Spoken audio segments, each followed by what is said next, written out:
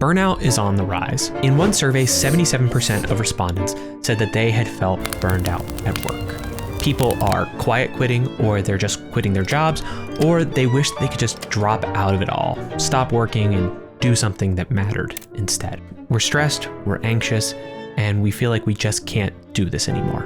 So what is burnout and why is it increasing? Well, if we want to answer that question, we should go and actually look at the history of the word.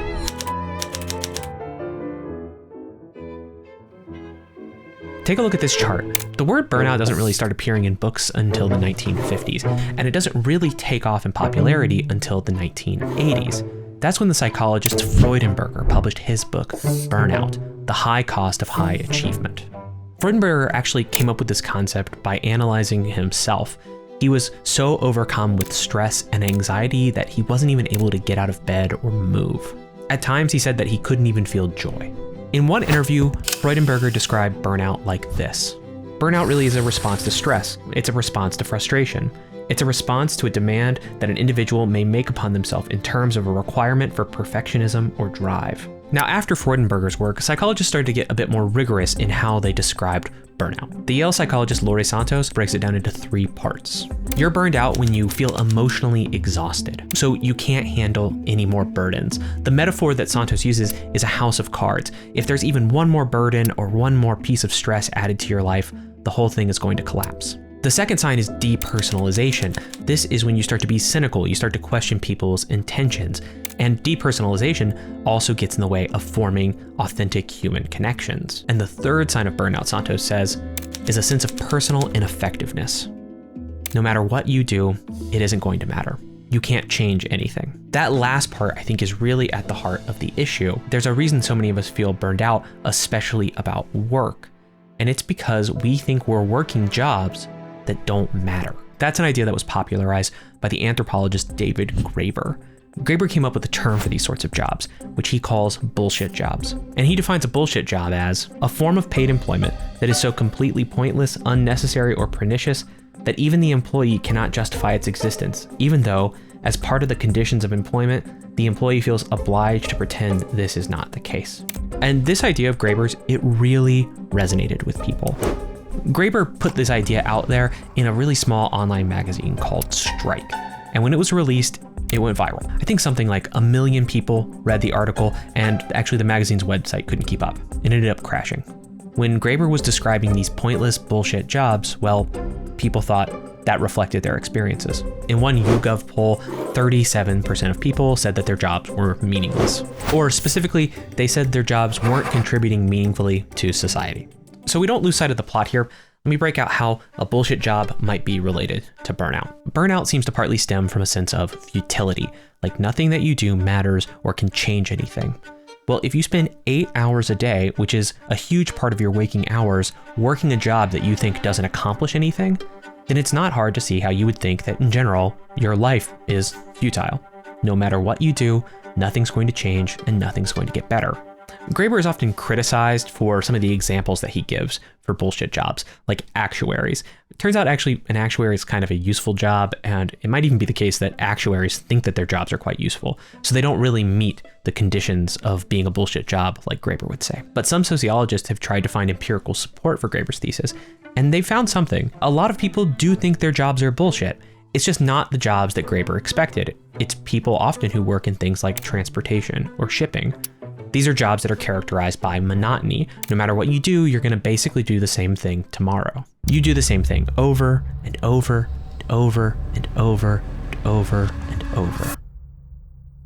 I actually once had a seasonal job working at UPS.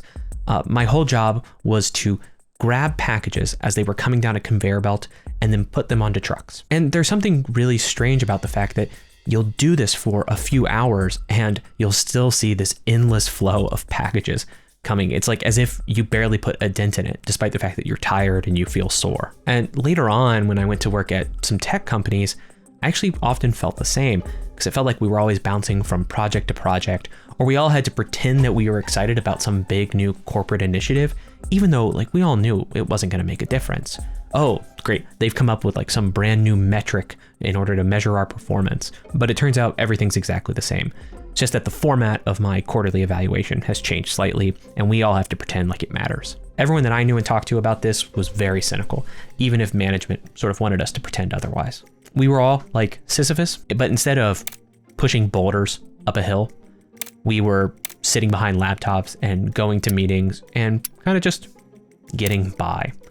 And at least a lot of people that I knew, they felt burned out. And they felt burned out because we felt like we weren't ever accomplishing something. Of course, burnout's not just limited to our jobs. It can actually infect all of our lives. And that's because, as one philosopher puts it, we live in a burnout society. That's the title of this book by the philosopher Byung-Chul Han.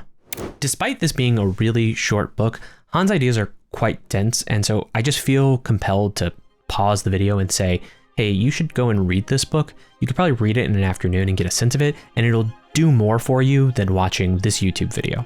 At the core of Han's analysis is this idea that we live in an achievement society. In this society, we are constantly striving to do more.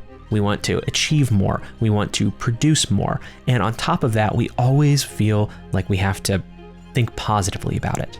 So Han says that the root of our problem isn't negativity. It's actually excess positivity.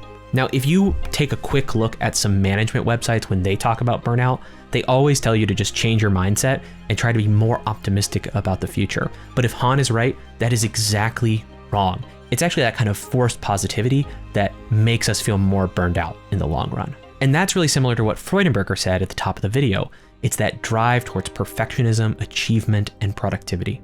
We never let ourselves stop being productive. We always want to do more. In fact, even when we do things for fun, we often rationalize it or justify it because we say it's going to recharge our batteries so that then we can go back and do even better work. The philosopher Bertrand puts it this way: the modern man thinks that everything ought to be done for the sake of something else, and never for its own sake. And Han and Russell, following in a long line of philosophers, would say that if we want to counteract burnout and this sense of futility in the world, we have to learn how to be idle again. We like to use idleness as an insult. We say things like idle hands are the devil's workshop. But in the ancient world, like say in the world of Aristotle, Plato, idleness was actually seen as important to a good life. Because when you're idle, that's when you have time to contemplate. And contemplation is the best kind of life, at least according to Aristotle. Now, for someone like Aristotle, contemplation basically meant being like a philosopher, scientist. For many people, that's not their idea of the best sort of life. But Bertrand Russell has a slightly broader view of what one could do in your idle time. It's when you're free from the necessity of work, where you don't have to work in order to meet your needs or to live a decent life, and you also don't feel driven to do anything except for its own sake. You just end up doing things that matter because they matter. Some people would just use all of their idle time, their leisure time, to have fun or to relax.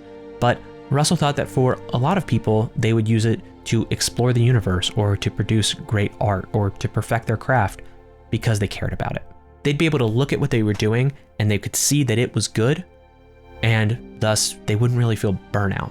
It just wouldn't apply. It doesn't mean they couldn't get frustrated, it's just that burnout wouldn't really apply. But in our world, that's hard to do. Byung-Chul Han says that we need to learn to be bored. And it turns out just sitting around and being bored is really hard when we're so used to a world of constant stimulation and a world of constant productivity. But maybe learning how to be bored is that first step towards learning how to be idle and actually using our time well for things that matter. Now, this video has been sponsored by a really great organization called 80,000 Hours, and I want to tell you about them today. If you've made it this far, it's probably because you're someone who wants what you do to matter. Well, 80,000 Hours is a nonprofit that helps people make a positive impact with their career. You have 80,000 hours in your career. That's 40 hours a week or 50 weeks a year for 40 years. And maybe with those 80,000 hours, you want to make a difference in the world. 80,000 Hours have been researching and writing about how to have a good and fulfilling and impactful career for more than a decade now. They make concrete suggestions for questions like, what should I do if I want to make a positive difference in the world? What are the most pressing problems facing humanity today and what can we do about them? And what can I do today to start planning a successful career? They have a website with collected research with job boards that could help you find a job like this, and a podcast where they have conversations about this subject with experts.